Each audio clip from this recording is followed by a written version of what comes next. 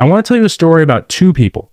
They live on the same street, same city, same coffee shop, same $6 latte every morning, but their financial lives are worlds apart. Every morning at 8:10 a.m., they stand in the same line, same barista, same background music. If you looked at them casually, you'd think. Same lifestyle, same class, same success level. But you would be completely wrong. Meet Sarah. Sarah earns $120,000 a year. On paper, she is winning. Her LinkedIn looks impressive. Her Instagram looks even better. Weekend brunches, designer bags, vacation photos, rooftop dinners. If you walked into her apartment, you'd be impressed instantly. Velvet sofa, giant OLED TV, smart lights, imported decor, branded clothes organized by color, latest phone, latest watch, latest everything. It looks like success. But success is not what it looks like at 2:07 a.m. When she wakes up and checks her banking app, her heart beats faster. Credit card balance, high. Savings, low. EMIs, many. Freedom, zero. She is not rich. She is rented. Every object in her house is a monthly bill wearing a pretty disguise. That sofa is not furniture. It's 3 months of trapped salary. That TV is not entertainment. It's delayed freedom. Those clothes are not fashion. They are financial handcuffs. She cannot quit her job. She cannot take a break. She cannot say no. Because missing 2 paychecks would collapse the entire illusion. Now meet Mark. Mark earns $65,000 a year, half of Sarah's income. But step inside his apartment, and something feels different. It feels calm. Not empty in a sad way. Empty in a breathing way. Simple furniture. Few high-quality items. No clutter. No someday purchases. No unused gadgets. His closet is small, but every item fits and gets used. His kitchen has only tools he actually touches weekly. His expenses are boring.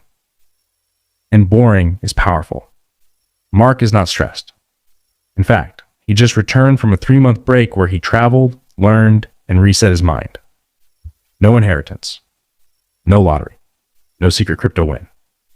Just one difference. Mark doesn't use money to buy status. He uses money to buy space. And space creates options. And options create power. Today, we are not talking about budgeting tips. We are talking about something deeper. We are talking about how possessions quietly steal your time, your focus, your freedom, and your future. This is not about becoming cheap. This is about becoming untouchable. Because real wealth is not visible. Real wealth is the ability to say no. No to bad work. No to bad deals. No to pressure. No to fear. And by the end of this video, you will understand the 10 minimalist money rules that quietly build that power. Not by earning more, but by leaking less. And I promise you, at least 3 of these rules will make you uncomfortable. Good. Because comfort is expensive. Let's begin. Let me tell you something uncomfortable. Most people don't have a spending problem. They have a thinking problem. Because we've been trained to see only one price, the price tag. You walk into a store, you see a number, you decide affordable or not affordable. But that number is fake. Every purchase has 3 prices. And almost nobody calculates the other 2. Price number 1, money price. Price number 2, time price. Price number 3, attention price. And the third one is the most dangerous. Let's slow this down. Imagine you buy a treadmill for $1,200. Most people stop thinking right there. Transaction done. Box delivered. Dopamine hit complete. But let's calculate the real bill. That treadmill takes space in your home. Space is not free. If your rent is $2,000 a month and your apartment is 800 square feet, you are paying $2.50 per square foot every month. If that treadmill occupies 15 square feet, that is nearly $37 per month. That means your treadmill is charging you rent. Not once. Every month. Yearly. That's $444. Just for existing. Now add maintenance, cleaning, moving effort, visual clutter, guilt. Because every time you walk past it, your brain whispers, you should use it. You wasted money. Why don't you have discipline? That whisper is mental tax. Most objects don't just sit in your house. They sit in your mind. Clutter is not physical first. It is psychological first. This is why 2 rooms of equal size can feel completely different. One feels heavy. One feels light. Same square feet. Different cognitive load. Now let's go deeper. There's something called time price. If you earn $20 per hour after tax, and you buy a $200 item, that item costs 10 hours of your life. Not metaphorically. Literally. 10 hours of your waking existence. Ask yourself this. Would you stand in a room for 10 straight hours doing nothing to own this object? Because that's the real trade. Money is compressed life energy. When you waste money, you are not wasting currency. You are wasting hours you cannot earn back. And here's where the trap becomes invisible. Lifestyle inflation. This is the silent wealth killer. When your income rises, your expenses rise automatically, not consciously. Automatically. You get a raise. You upgrade your phone. You get a bonus. You upgrade your vacation.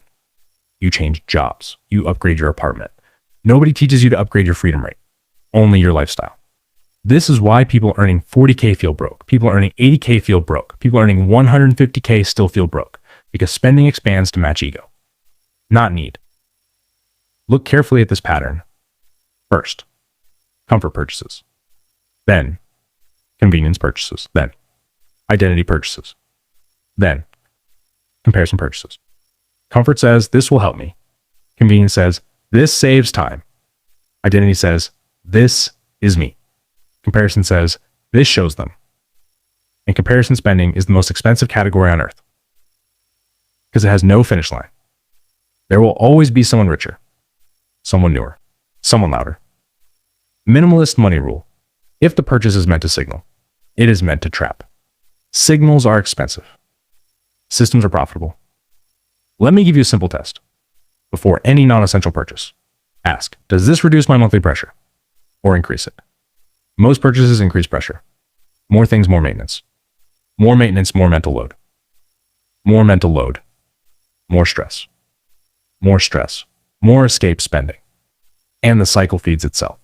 This is how high earners become financially fragile. Not through one big mistake. Through thousands of small, justified upgrades. Now here's the twist most people miss.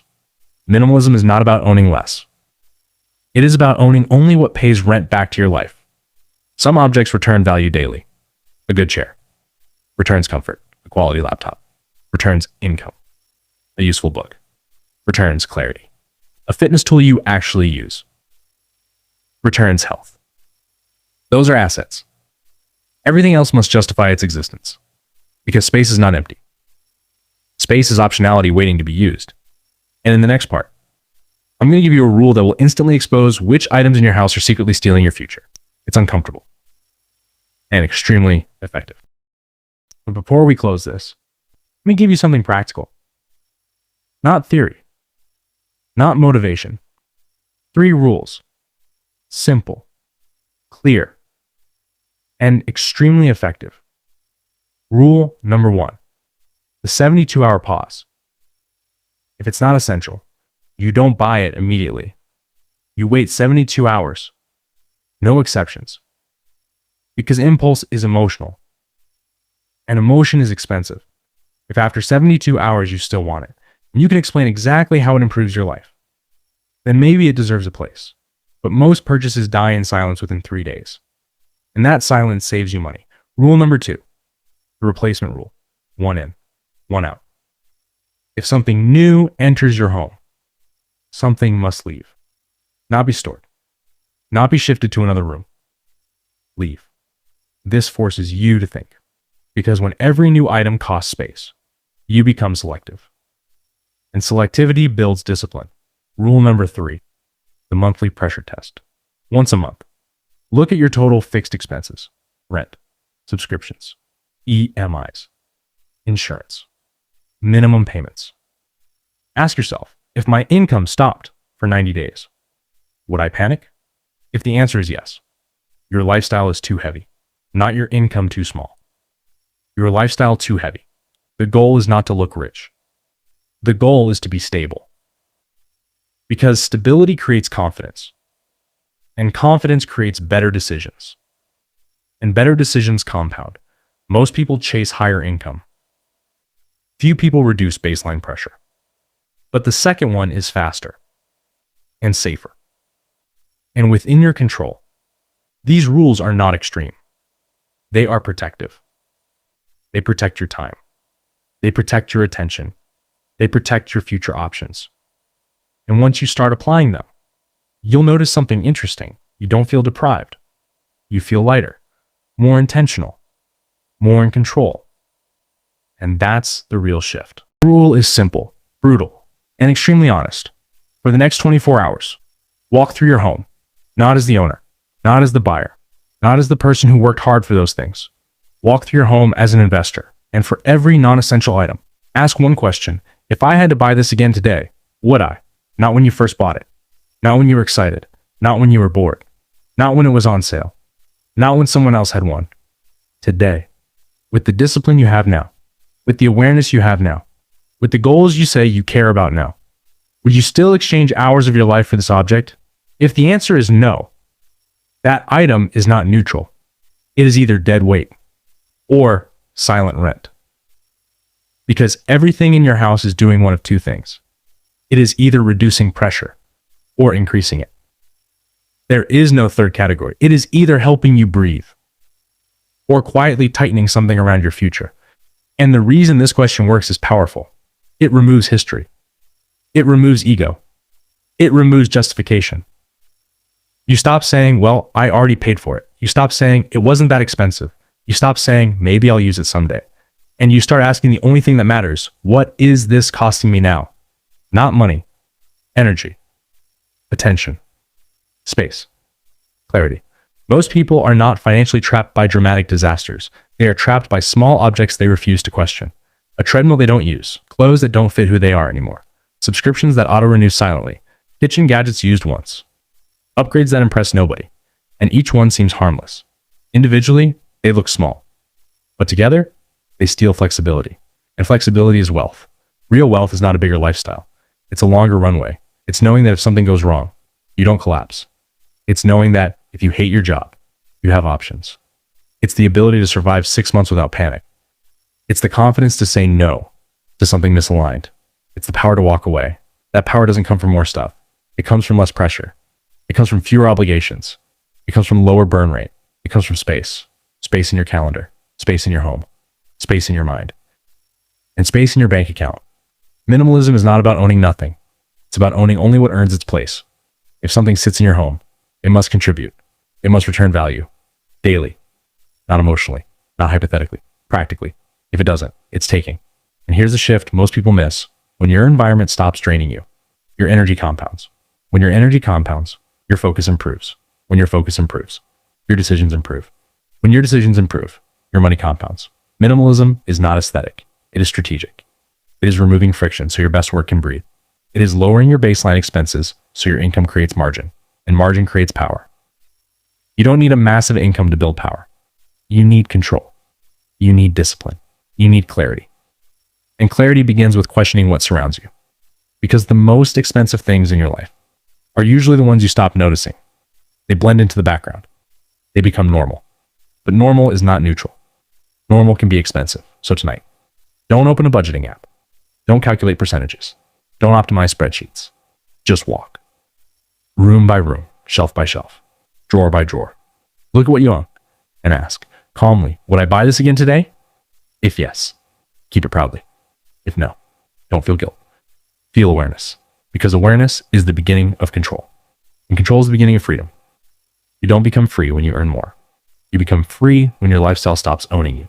And once you see the leaks, you can't unsee them. Once you lower the pressure, you feel it instantly. The house feels lighter. Your mind feels quieter.